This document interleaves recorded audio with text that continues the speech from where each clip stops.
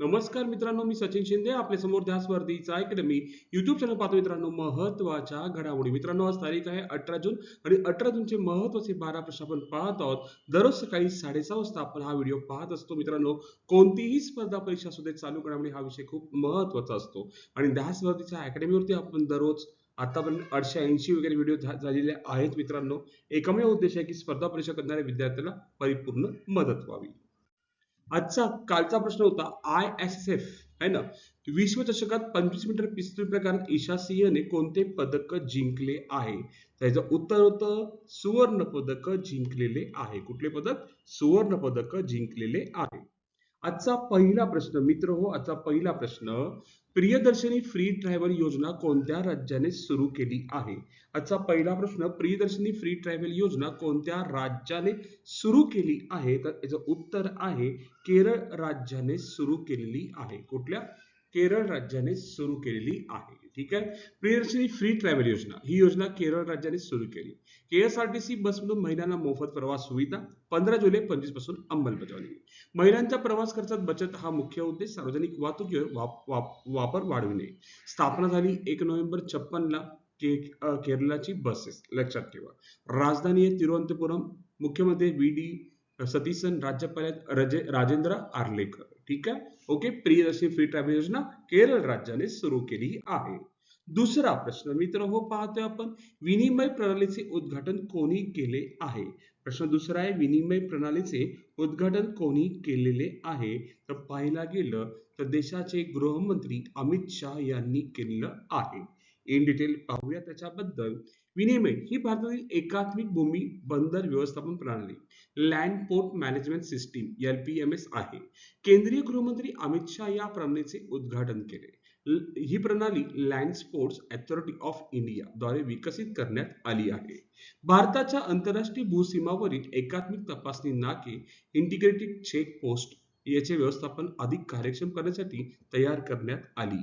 सीमावर्ती भागातील माल वाहतूक, प्रवासी वाहतूक, कस्टम प्रक्रिया डिजिटल पद्धतीने सुलभ करणे हा मुख्य उद्देश आहे. सर्व मंजुरी, नोंदणी, कागदपत्राची प्रक्रिया ऑनलाईन केल्यामुळे वेळ आणि खर्चात बचत होते. सीमा व्यापार, बॉर्डर ट्रेड आणि सीमा पार संपर्क, क्रॉस बॉर्डर कनेक्टिव्हिटी वाढवण्यास मदत करते. डिजिटल इंडिया आणि ईसा ऑफ डुईंग बिझनेस या उपक्रमांना बळकटी देणारी ही महत्वाची प्रणाली आहे विनिमय. ठीक आहे. याचं कोणी केलं प्रणाली उद्घाटन? केंद्रीय गृहमंत्री अमित शाह.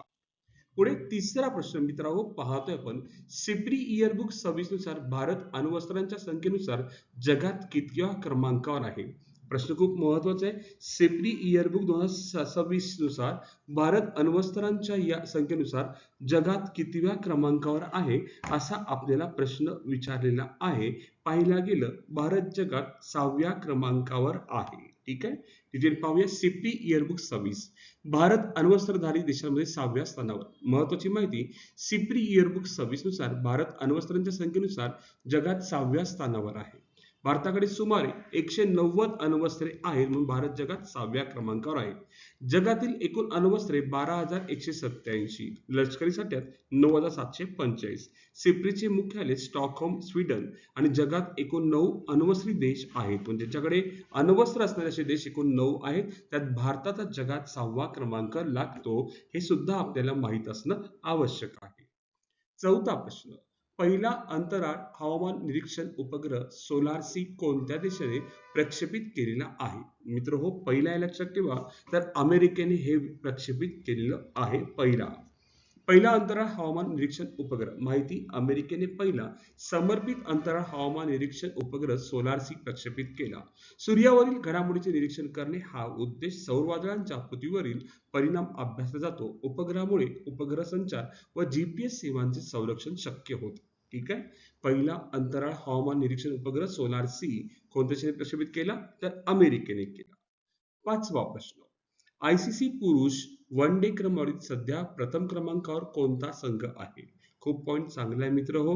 तर कोणता संघ आहे असा विचारलाय, तर ऑब्विसली आपला देश भारत देश आहे.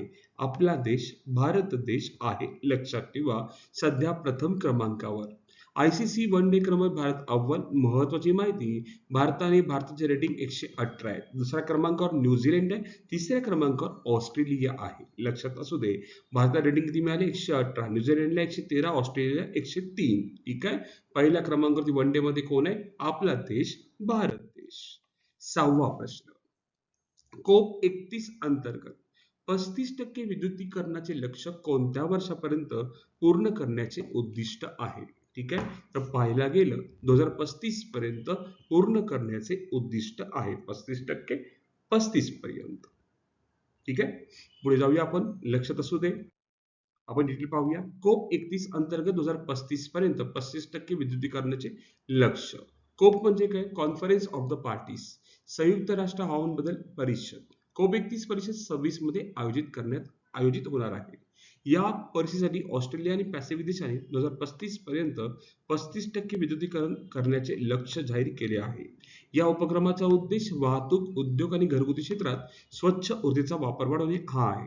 जीवाश्म इंधन, कोळसा, पेट्रोल, डिझेल, नैसर्गिक वायू यावर अवलंबित्व कमी करण्यावर भर दिला जाणार आहे. हरितगृह वायूंचे उत्सर्जन कमी करून हवामान बदलांच्या समस्येला आळा घालणे हा प्रमुख उद्दिष्ट आहे. सौर ऊर्जा, पवन ऊर्जा, इतर नूतनीकरणक्षम ऊर्जा स्रोतांच्या वापराला प्रोत्साहन दिले जाणार आहे. इलेक्ट्रिक वाहने असतील, स्वच्छ उद्योग असेल, हरित ऊर्जा असेल, पायाभूत सुविधांचा विस्तार करण्यावर भर दिला जाणार आहे. कोप 31 अंतर्गत 2035 पर्यंत 35% विद्युतीकरणाचे लक्ष्य ठेवण्यात आलेले आहे. कोप म्हणजे काय? Conference of the parties. Okay. पुढं नेक्स्ट क्वेश्चन 7वा. 2025 मध्ये जगातील सर्वात मोठे विस्थापन संकट कोणत्या देशात आहे? पॉइंट खूप महत्वाचा आहे, लक्षात असू दे. विस्थापन संकट असं सांगितलेलं आहे, लक्षात असू दे. पाहायला गेलं तर सुदान देशामध्ये आहे असं सांगण्यात आलेलं आहे. कोणत्या? सुदान देशात. काय आहे डिटेल पाहूया. UNHCR जागतिक विस्थापन घट. 25 मध्ये एका दशकानंतर प्रथमच जागतिक विस्थापनात घट नोंदवली गेली. जून 25 अखेर 117.3 दशलक्ष लोक विस्थापित होते व 24 पर्यंत तुलनेत 5.9 दशलक्षांनी घट घडली. जगातील सर्वात मोठे विस्थापन संकट सुदान देशावर, म्हणजे तिकडचे लोक सगळे बाहेर चाललेले आहेत. 2035 पर्यंत दीर्घकालीन विस्थापनावर अर्ध्यावर आणणे हा UNHCR चा, या संघटनेचा उद्दिष्ट आहे. ठीक आहे. सर्वात मोठे विस्थापन संकट सुदान देशात आहे. सर्वात जास्त लोक विस्थापित होत आहेत सुदान देशातून. ठीक आहे. ओके. नेक्स्ट 8वा प्रश्न. UNRWA ची स्थापना कोणत्या वर्षी झाली असा आपल्याला प्रश्न विचारलेला आहे. तर 1949 रोजी याची स्थापना झालेली आहे. कधी? 1949. ठीक आहे. 8 डिसेंबरला झाली तर दिलेलं आहे. ही संस्था पॅलेस्टाईनी निर्वासितांना शिक्षण, आरोग्य आणि सामाजिक सेवा पुरवते. कोणाला? पॅलेस्टाईनी निर्वासितांना. म्हणून ही संस्था घेण्यात आलेली आहे. भारताची UNRWA $2.5 मिलियन मदत, म्हणजे भारताने $2.5 मिलियन ची मदत केलेली आहे या संघटनेला. म्हणून हा प्रश्न मी घेण्याचा परिपूर्ण प्रयत्न केलेला आहे. ही भारताच्या वार्षिक $5 मिलियन योगदानाचा पहिला हप्ता आहे. ही घोषणा भारताचे संयुक्त राष्ट्रातील स्थायी प्रतिनिधी हरीश परवर्तने यांनी केलेली आहे. हरीश यांनी केली आहे. ते स्थायी प्रतिनिधी आहेत, संयुक्त राष्ट्रातील भारताचे आहेत. त्यांनी ही घोषणा केलेली आहे. $2.5 मिलियन ची घोषणा केली आहे. $5 मिलियन पहिला हप्ता आहे, लक्षात ठेवा. ठीक आहे. पॉइंट. नेक्स्ट पॉइंट 9वा प्रश्न. हॅवॉक प्रणाली लागू करणारे भारतातील पहिले राज्य कोणते? तर पाहायला गेलं तर तमिळनाडूने हे सुरू केलेलं आहे. काय या शॉर्टकट मध्ये पाहूया आपण. लक्षात ठेवा, तमिळनाडू वन विभागाने हॅवॉक प्रणाली सुरू केली. हॅवॉक हॉस्टाईल ऍक्टिव्हिटी वॉच कर्नल हे क्लाउड आधारित माहिती व्यवस्थापन प्रणाली आहे. वन्यजीव गुन्हे, गुन्हेगार, वन्यजीव मृत्यूंचा डाटाबेस व्यवस्थापित करणे हा त्याच्या मागचा उद्देश आहे. मित्र, काय म्हणजे काम करतं की जे वन्यजीव आहे आपले, ते गुन्हे होतात किंवा गुन्हेगार घडतात किंवा वन्यजीवांचा मृत्यू होतो, शिकार करतात, त्यावर की पूर्णपणे काय करणे, कंट्रोल करणे आणि प्लस त्या सर्वांचा मृत्यूचा डाटाबेस व्यवस्थापित करणे. आणि हॅवॉक लागू करणारे पहिले राज्य कोणते होते मित्र? केरळ राज्य होतं.